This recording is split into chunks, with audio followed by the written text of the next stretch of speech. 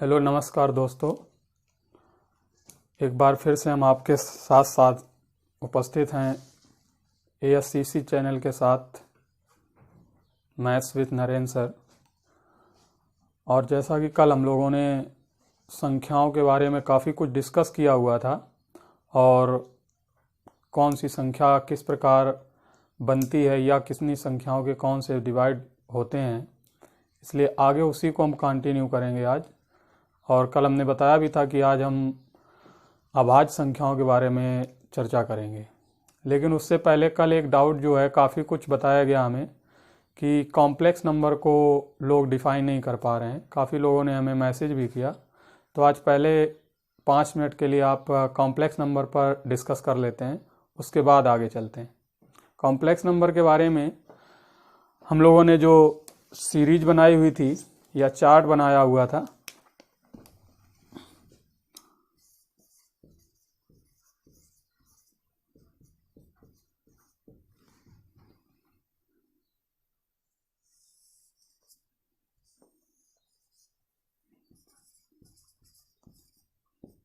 इसको हमने 2 पार्ट्स में बांटा हुआ था, real number and imaginary number.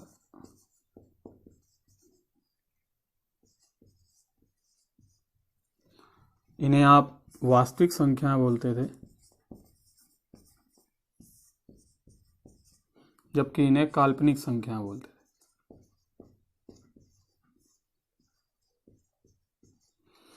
अब बात आती है, एक बात तो सीधी सी दिख रही है कि कॉम्प्लेक्स नंबर को अगर हम जटिल संख्या बोल रहे थे तो सही था, लेकिन आप अगर सरल भाषा में इसको पढ़ें तो इसे आप सम्मिश्र संख्या भी बोलते हैं।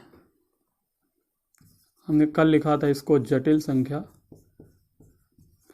और आज हम इसको नाम दे रहे हैं सम्मिश्र संख्या। यानी कि सीधी सी बात, इसमें कई संख्याओं का मिश्रण हो सकता है और है भी। सीधी सी बात है कि कॉम्प्लेक्स नंबर अगर हम सीधी भाषा में एक उदाहरण के तौर पे समझें तो हमें एक ऐसे आदमी को ढूंढना है जिसमें सब गुण संपन्न है। अब हो सकता है वो अच्छा भी है, बुरा भी है। तो यहाँ पर जो कॉम्प्लेक्स नंबर हैं वो हमारे 2 नंबर से मिलकर बनते हैं। ये तो कल ही पता चल गया था कि वास्तविक संख्याओं से और काल्पनिक संख्याओं से। तो वास्तविक संख्याएं बताई गई थी, वो संख्याएं होती हैं जिन्हें हम रोज पढ़ते हैं, और काल्पनिक संख्याएं वो होती हैं जिन्हें हम पढ़ते तो हैं लेकिन रेयरली पढ़ते हैं और कभी कभार तो छोड़ना भी पड़ता है। जैसा कि आप लोगों ने कई जगह देखा भी होगा, अगर हम एकेडमिक क्लास में 9th या 10th की क्लास में अलजेब्रा पोर्शन में जाएं तो ज़्यादा लंबा नहीं खींचना है इसको, थोड़ा सा बस 5 मिनट में क्लियर करना है इसे, कि हम लोगों ने पढ़ा हुआ था कि कॉम्प्लेक्स नंबर को Z से डिनोट करते थे और एक समीकरण लिखा होता था Z बराबर A plus B i. Z बराबर A प्लस बी आई, यानी कि कॉम्प्लेक्स नंबर 2 चीज़ों का मिश्रण है। यहाँ पर आपका जो A है रियल नंबर, B भी रियल नंबर, लेकिन B के साथ जो ये I लगा हुआ है इसको आप इमेजिनरी नंबर में ले जाते हैं, जिसके कारण आपका ये वाला जो पार्ट है वो आपका इमेजिनरी हो जाता है और ये वाला जो पार्ट है ये आपका वास्तविक हो जाता है। यानी कि आप सीधे से बोल सकते हैं कि यहाँ पर आपका A डिनोट करता है रियल नंबर्स को और ये पूरा पोर्शन जो डिनोट करता है काल्पनिक संख्या। अब A और B तो कुछ भी हो सकते हैं, हम सब लोगों ने पढ़ा है कि A और B, हम कह रहे हैं कि हमने Z बराबर लिख दिया 3 + 4i, जहाँ पर 3 और 4 जो हैं वो रियल नंबर हैं और जो I है आपका वो इमेजिनरी नंबर है। तो जनरली ये नंबर यूज बहुत कम होते हैं। हाँ, कहीं कहीं पर ज़रूरत पड़ती है, जैसे आप जब x और x अक्ष कोऑर्डिनेट में x अक्ष और y अक्ष बनाते थे, क्योंकि कॉम्प्लेक्स नंबर अलजेब्रा का पोर्शन है तो इसको वहाँ पर डिटेल से देखा जाएगा, लेकिन हमें बताया जरूर जाता था कि अगर हम यहाँ पर ये वाले अक्ष की बात करें तो ये आपका x अक्ष, जिसे आप रियल अक्ष बोलते थे या रियल एक्सिस बोलते थे, वास्तविक अक्ष, और ये वाला जो अक्ष है इसे आप y बोलते थे, यानी कि काल्पनिक बोलते थे।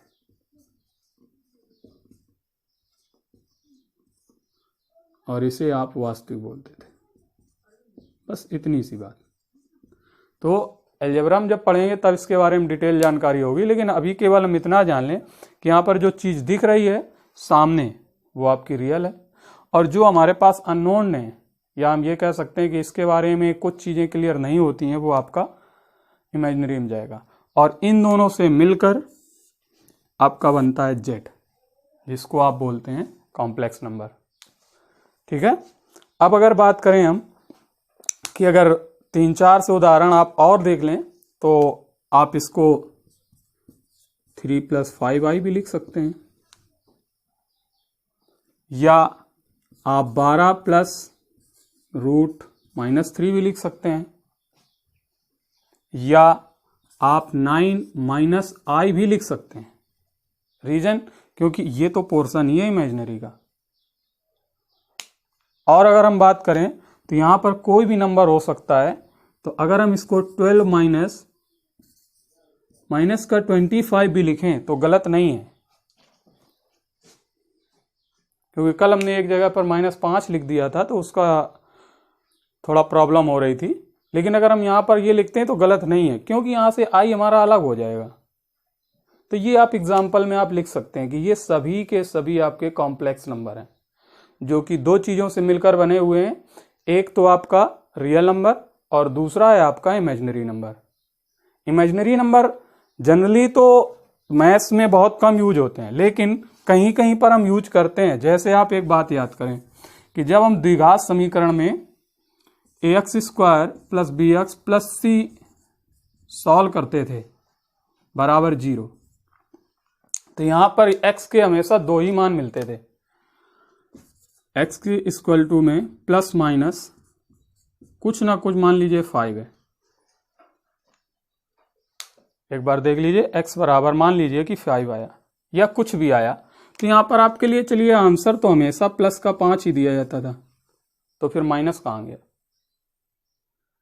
यानी कि सीधी सी बात है, कहीं ना कहीं से -5 को हम लोगों ने इग्नोर कर दिया, क्योंकि वो हमारे सवाल के पैरामीटर पर फिट नहीं हो रहा था।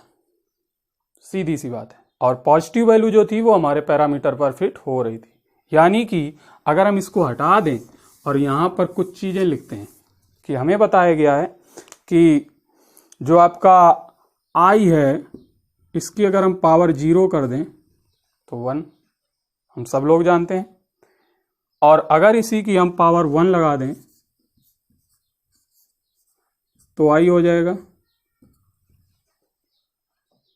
और इन्हीं से मिलकर अगर हम यहां पर i का स्क्वायर कर दें, ध्यान देना, क्योंकि हम कॉम्प्लेक्स नंबर से हटके अब हम कहां पर पहुंच रहे हैं, इमेजिनरी नंबर पर। नहीं, फिर से एक बार स्लिप हो जाएगा कि अगर हमने इसकी पावर 2 कर दी और इसका मान -1 हो जाए, तो ये आपका जो लिखा हुआ है ये आपका कॉम्प्लेक्स इमेजिनरी नंबर लिखा हुआ है। अब जाहिर सी बात है, अगर हम यहां पर i का मान निकालें तो ये कहां जाएगा, जो कि कल हम लोगों ने लिखा भी था। तो इमेजिनरी नंबर जो होता है वो जनरली हम लोग पढ़ते नहीं हैं, लेकिन अलजेब्रा में इसका काफी कुछ यूज होता है। दूसरी चीज, अगर हम यहां पर x² = 1 लिख दें, एक बार फिर से देख लीजिए, तो हम लोगों ने पक्षांतर करना पढ़ा हुआ है। अगर हम तो यहां पर आप x² और -1 = 0 लिखेंगे, और जब x² -1 = 0 लिखेंगे तो जाहिर सी बात है कि हम लोग ऊपर, अभी देखिए यहां पर हम लोगों ने पढ़ा हुआ x² = 1, देन इसकी वैल्यू यहां पर हम पुट कर सकते हैं। ये वैल्यू आपकी सामने 0 है, और जब पुट कर सकते हैं तो यहां पर आप इसकी वैल्यू अगर पुट करें तो यहां पर हमने रखा ये +1 और -1 बराबर 0, और बराबर में। तो काल्पनिक संख्याओं का यूज मात्र ये आप कह सकते हैं कि कम होता है, लेकिन अगर आप कॉम्प्लेक्स नंबर की बात करें तो कॉम्प्लेक्स नंबर वास्तविक संख्याओं से और काल्पनिक संख्याओं से मिलकर बनता है। याद रहेगा। तो एक बार आप इसको देख लीजिए और सही से बना लीजिए, क्योंकि हमसे कभी कभार पूछ लिया जाता है, क्योंकि i की पावर 4 तक पूछी जा सकती है। तो i का अगर आप क्यूब करोगे तो आपको भी पता है कि अगर आप क्यूब करते हैं तो वैल्यू आपकी जो है वो माइनस में ही रहती है, और अगर आप i की पावर 4 कर दें तो ये वैल्यू आपकी +1 हो जाती है।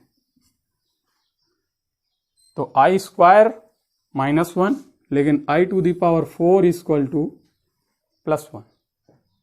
इतनी सी बात पहले आप नोट कर लें।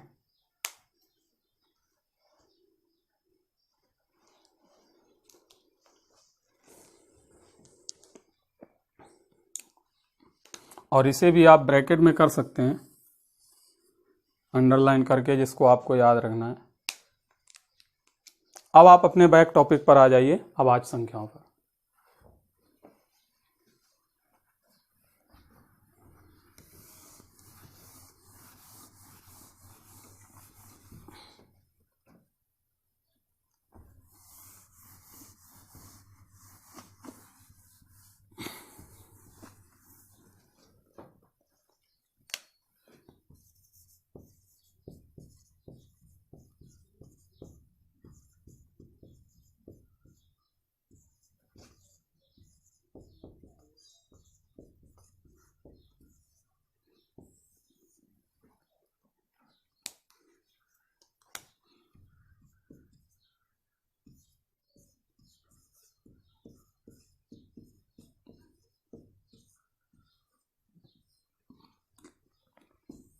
अभाज्य संख्याएं, प्राइम नंबर या रूट संख्याएं, एक बार देख लेते हैं कि जैसा कि नाम से स्पष्ट है कि अभाज्य संख्याएं वे संख्याएं होती हैं जो एक या स्वयं को छोड़कर किसी भी संख्या से विभाजित नहीं होती हैं। अर्थात ये नंबर एक संख्याओं के बीच में बिल्कुल ऑड फील होते हैं, जिन्हें आप कह सकते हो एक अलग यूनिक क्वालिटी इनके पास है कि ये या तो अपने जैसे नंबर से ही संबंध रखते हैं, दूसरे नंबर से कोई संबंध नहीं रखते हैं, और या हम ये कह सकते हैं कि ये ऐसे समाज में लोग हैं जिनकी एक यूनिक अपनी क्वालिटी है, बस। और परिभाषा के लिए तो आपने छोटी क्लासों में बहुत पढ़ा हुए, सभी संख्याएं जो किसी भी संख्या से विभाजित नहीं होती हैं, केवल अगर विभाजित होती हैं तो या तो वो एक से विभाजित होती हैं और या स्वयं से विभाजित होती हैं, ठीक। लेकिन जब हम बड़ी क्लासों में आते हैं या कंपटीशन में आते हैं तो फिर अभाज्य संख्याओं के बारे में काफ़ी कुछ पढ़ने को मिलता है।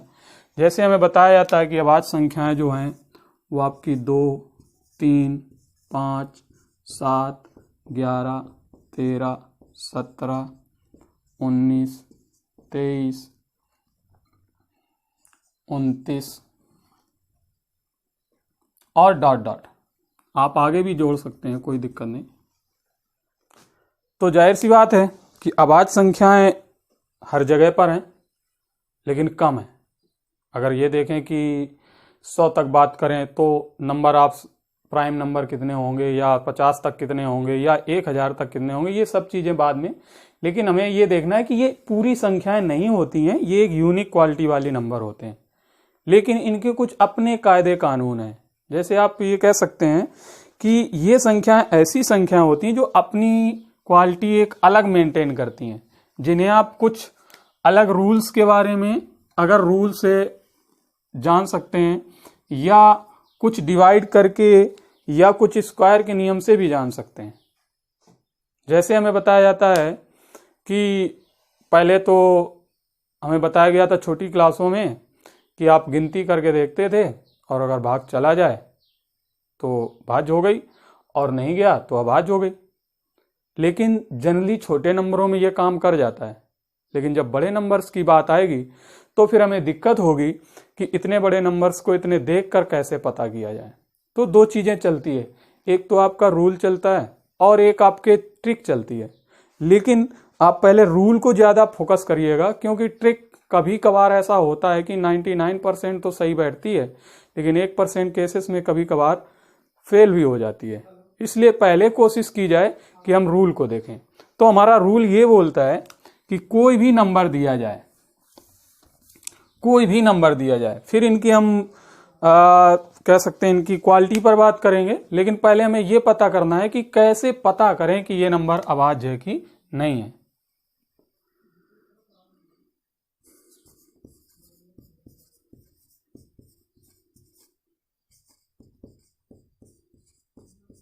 अभाज्य संख्या बताएं।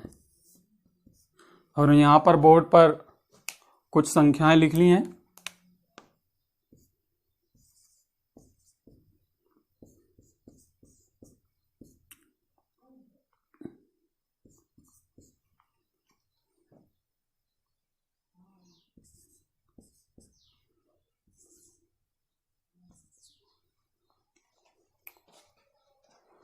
जनरली हम लोग भाग देते हैं, छोटी क्लासों में तो यही किया गया है, लेकिन ऐसा नहीं है। छोटी क्लासों में तो छोटी संख्याएं होती थी और हम भाग दे के जल्दी से पता कर लेते थे। आज अगर आप एग्जाम की बात करो तो आपके पास 4 ऑप्शन होते हैं, पूछता है इनमें से कौन सी संख्या अभाज्य है। अब अगर हम चारों संख्याओं में भाग देंगे तो कहीं ना कहीं से हमें काम भी ज़्यादा करना पड़ेगा, और हो सकता है कि अगर आप लास्ट टाइम पर हैं तो मैथ टाइम तो खाती ही है, और हो सकता है आपका क्वेश्चन लीव हो जाए। तो आपका जो रूल है वो ये बोलता है कि फटाफट आप केवल ये देखिए कि आपको जो नंबर दिया गया है वो नंबर कितने के स्क्वायर से छोटा बैठता है। अब जनरली हमने देखा ये किसके स्क्वायर के आसपास है, तो 10 का स्क्वायर 100 होता है, यानी कि आपका 10 का स्क्वायर इज ग्रेटर देन, में भी आप यहाँ पर ग्रेटर देन और इक्वल टू भी लगा सकते हैं, क्योंकि कभी कभी ऐसा भी होगा कि कुछ संख्याएं ऐसी होंगी जो अभाज्य संख्याओं के वर्ग होंगे। तो हो सकता है जैसे यहाँ पर हम 81 लिख देते या यहाँ पर हम 121 लिख देते, तो ये अभाज्य संख्याओं के वर्ग हैं। तो यहाँ पर कभी कभी ग्रेटर देन भी हो सकता है और इक्वल टू भी हो सकता है, लेकिन जनरली ये आपका नंबर जो होगा ये हमें डिसाइड करवाएगा कि आपकी लिमिट क्या है भाग देने की। अभी तक जो हमारे पास एक पैरामीटर होता था कि हमने 2 से स्टार्ट किया और शुरू करते चले गए, लेकिन नहीं, अब हमें याद रखना है कि हमारे लिए जो भाग देने की लिमिट है वो ये है। अब हमने देखा कि 10 तक की अभाज्य संख्याएं कौन कौन सी हैं। चूंकि हम 10 तक की अभाज्य संख्याएं क्यों देख रहे हैं, क्योंकि हमें पता क्या करना है, हमें पता करना है केवल और केवल अभाज्य संख्याएं। तो मैं भाज्य से तो कोई मतलब रहा नहीं, तो हमें केवल 10 तक की अभाज्य संख्याएं हमने देखा यहां पर ये लिखी हुई हैं। तो जो अभी तक हमारी 10 संख्याएं बनती थी, अब हमें केवल 3, 2 और 2 4 संख्याओं से भाग देना है बस। और हमने देखा कि ये नंबर 2 से तो कट नहीं रहा है, 3 से भी विभाजित नहीं हो रहा है, 5 से भी विभाजित नहीं हो रहा है, और 7 से भी विभाजित नहीं हो रहा है। यानी कि एक बात तो तय है कि ये इन 4 से विभाजित नहीं हो रहा है।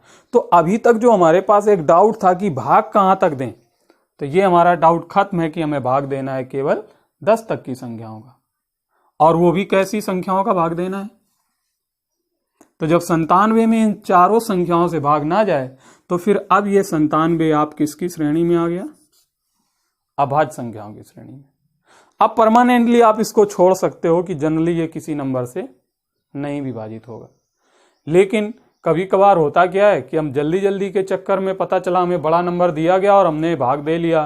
किसी ने चलो 7 तक दिया, किसी ने 13 तक दिया, किसी ने 17 तक देख लिया और नंबर नहीं विभाजित हुआ। तो जब हमें नियम नहीं पता होता तो हमने चलो 17 तक दिया भाग और छोड़ के उसको अभाज्य लिख के चले आए। बाद में पता चला वो नंबर 29 से कट गया, बाद में पता चला वो नंबर 23 से कट गया।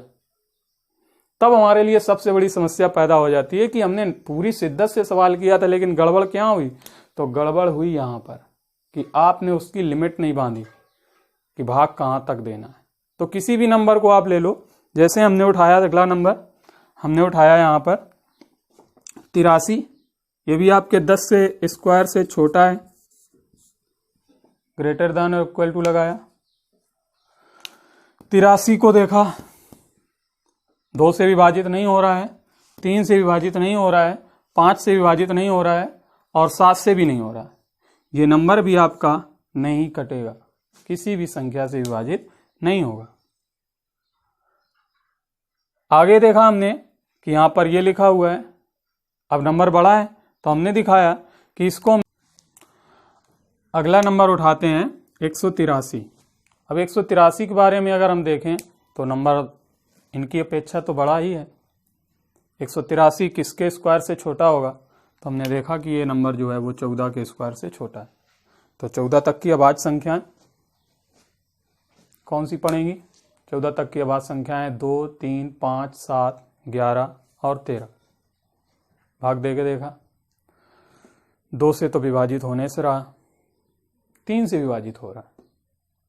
तो अनडाउट बिल्कुल आप एक चीज नो डाउट सेट कर दीजिए कि आपका ये नंबर जो है वो भाज्य है, आपको सोचने की जरूरत नहीं है। अब नंबर छोटा है तो भी कोई दिक्कत नहीं, कम नंबर्स का भाग देना पड़ रहा है। नंबर बड़ा है तब भी हमें कम से कम उतने नंबर्स का तो भाग नहीं देना पड़ रहा है जितने नंबर्स का भाग देना होता था। ठीक है, इसके बाद हमने सेट किया 147 को। तो आप देख सकते हैं 13 के स्क्वायर से छोटा है। तो 13 तक की अभाज्य संख्याएं करके देखिए आप, 13 तक की अभाज्य संख्याएं। और ऐसा जरूरी नहीं है कि आप केवल 13 तक की अभाज्य संख्या 13 से भी भाग देना पड़ सकता है, क्योंकि कुछ लोग क्या करते हैं कि केवल आप 11 तक भाग दे देते हैं और छोड़ देते हैं। नहीं, हमें 13 तक भी भाग देना पड़ सकता है।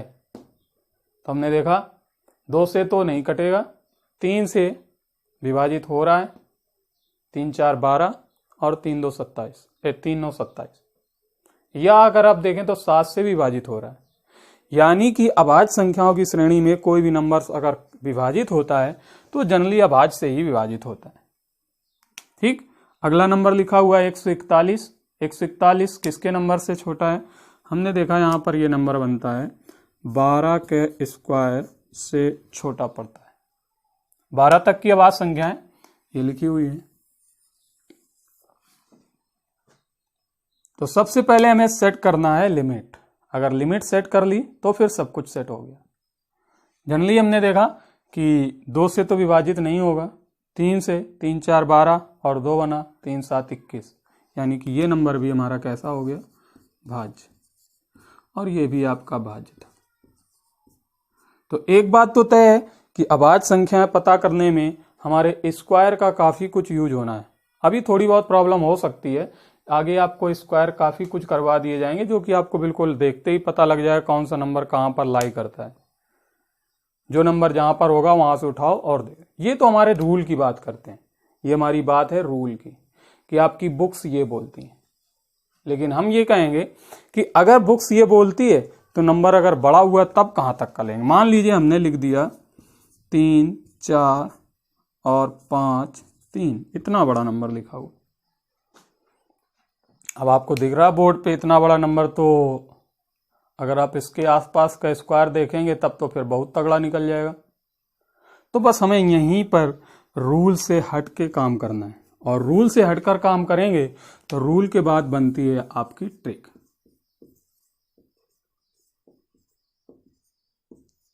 तो ट्रिक क्या बोलती है कि जनरली हमें जो भाग देना पड़ रहा था कि यहां तक तो चलो, यहां तक हमने 14 तक की 3 और तो 5 संख्याओं से भाग दिया, यहां तक भी 4 संख्याओं से भाग दिया, यहां तक भी 4 संख्याओं से भाग दिया।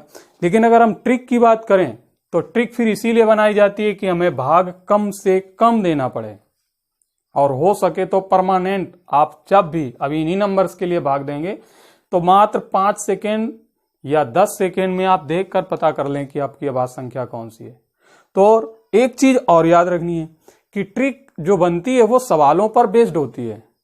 तो ये जरूर ध्यान रखना कि हमारा जो परमानेंट केस है वो आपका यही है। नहीं तो कुछ लोग 100% ट्रिक को सही मान लेते हैं और पता चलते हैं कि वो जहां पर फंस रही होती है वहां पर अप्लाई कर देते हैं और सवाल गलत हो जाता है।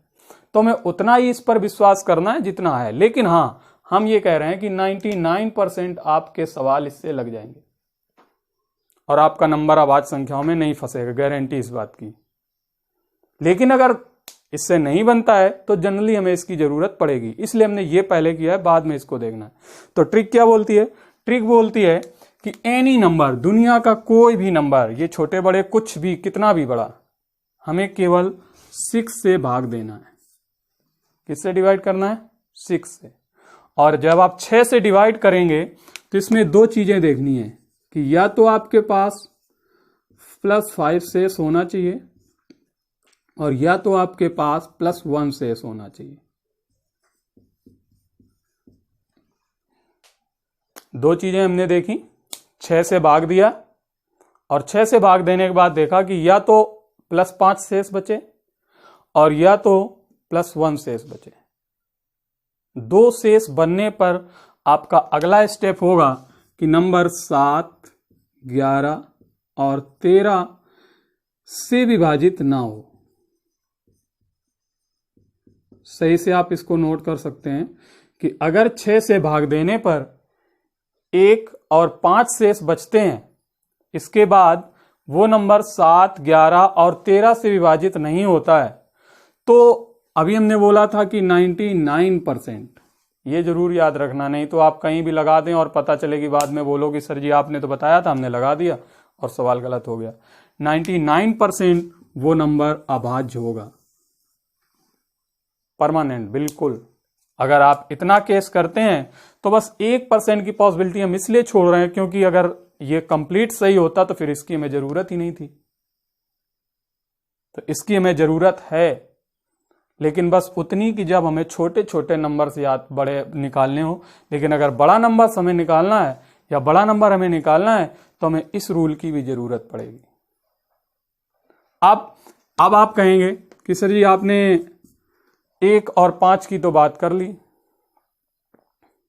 तो बाकी नंबर, तो जाहिर सी बात है कि यदि शेष में कौन कौन से 2, 3 और आपका 4, 2, 3 और 4, अगर ये शेष बचते हैं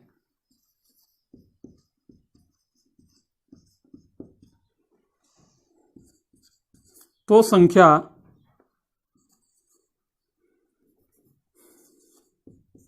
भाज्य होगी। बस इतना याद रखना।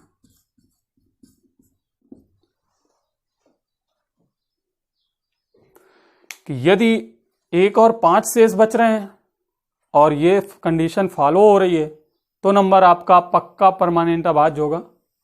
लेकिन अगर ये शेष बच रहे हैं तो फिर वो संख्या कैसी होगी?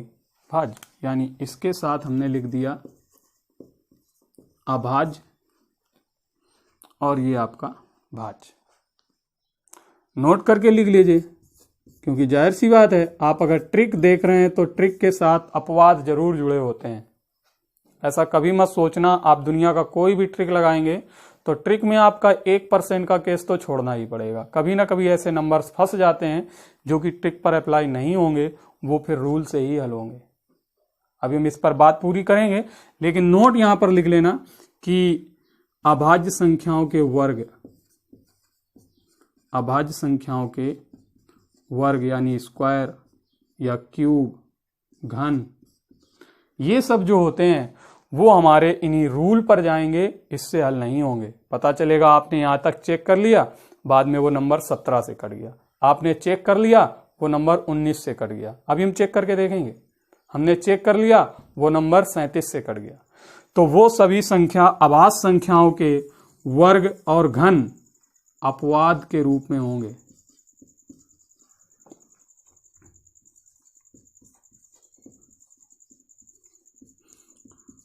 तो आप कहेंगे सर जी इतना अगर चेक ही करना है तब तो फिर काम लंबा हो गया। नहीं, काम लंबा नहीं हो गया। आपको यहां पर ज्यादा से ज्यादा 5 नंबर 6 नंबर भाग देने, वहां बस 3 नंबर, इतना आप चेक करिए और आपका काम हो जाएगा। जैसे देख लेते हैं, इन्हीं संख्याओं को हमने दोबारा लिखा, हटा दिया एक तरफ से, और उस ट्रिक से चेक करते हैं।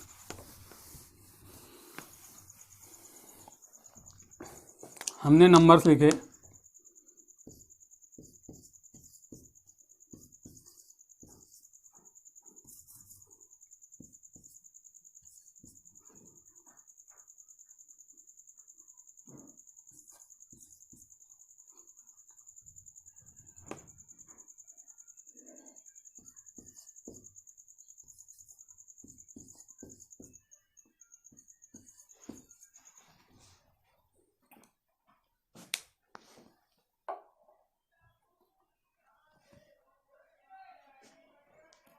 ये नंबर लिखे हुए हैं 147, 183, 47, 97, 101, 107, 103। यानी कि सीधी सी बात है कि अब हमें इस रूल से चेक करना है। जब हमने इस रूल से चेक करना है तो हमें सबसे पहले इस नंबर को 6 से भाग देना। हमने 6 से भाग दिया, 6 से भाग दिया तो 6 2 12 और 1 बचा, 6 2 12, 5 बचा। यहां पर आपका शेष बच रहा है प्लस का 5। तो हमने कहा था जब शेष बचे तो पॉसिबिलिटी अभाज्य होने की। तो एक बार आप 7, 11 और 13, तो आप 7 से देखेंगे विभाजित हो जाएगा। अभी हम लोगों ने इसको पीछे दे जाके देखिए आप, जो अभी हमने पीछे आपको बताया है, इस नंबर को भाज्य लिखा गया था। तो जहां पर हम 5-6 नंबर से भाग दे रहे थे, या जहां पर हम 6-7 नंबर से भाग दे रहे थे, 8 नंबर से भाग दे रहे थे, वहां पर केवल 3 नंबर से गेम सेट हो जाएगा। केवल और केवल हमें शेष के आधार पे काम करना है। और अगर ऐसा संभव नहीं है, 1 या 5 नहीं आ रहा है, तो आप बिल्कुल मत सोचो ये आपका सही है 100%। अब बात आती है कि हम पूछेंगे कि सर जी किससे कटेगा। नहीं, हमें ये देखना कहाँ है वहां पर कि किससे विभाजित होगा, किससे विभाजित नहीं होगा। हमें तो देखना है कि नंबर विभाजित हो रहा है या नहीं हो रहा है। हमें केवल अभाज्य पता करना है और अभाज्य हमारा सामने लिखा हुआ है। तो ये नंबर कैसा हो गया? भाज्य। हमने देखा 183, 6 से भाग दिया, 6 3 18 और 3 बचा। तो अगर आप 3 को 6 से भाग देंगे तो शेष 3 ही आएगा। यहां पर देखो लिखा हुआ है 2 3 4 आते हैं तो वो नंबर भाज्य होगा। हमें नहीं चेक करना है, नो डाउट ये नंबर कैसा होगा? भाज्य होगा। तो बताइए कि हमें 4 नंबर 6 नंबर का भाग देना पड़ रहा है। ये आप पे डिपेंड करेगा कि आप रूल डिपेंड रहते हैं या ट्रिक पर डिपेंड रहते हैं। हम अभी भी फिर एक बार कि ट्रिक आपको जल्दी से जल्दी आंसर देगी, इसमें कोई दो राय नहीं है। ठीक है, हमने 47 को चेक किया, 47 को 6 से भाग दिया, 47 को 6 से भाग दिया, 6 7 42 प्लस का 5 शेष बच रहा है। और ये आपके 7 11 और 13 लिखे हुए हैं, आप केवल डिवाइड करके देख लें। 7 से विभाजित नहीं होता है, 11 से विभाजित नहीं होता है। नो डाउट ये कैसा नंबर है? अभाज्य।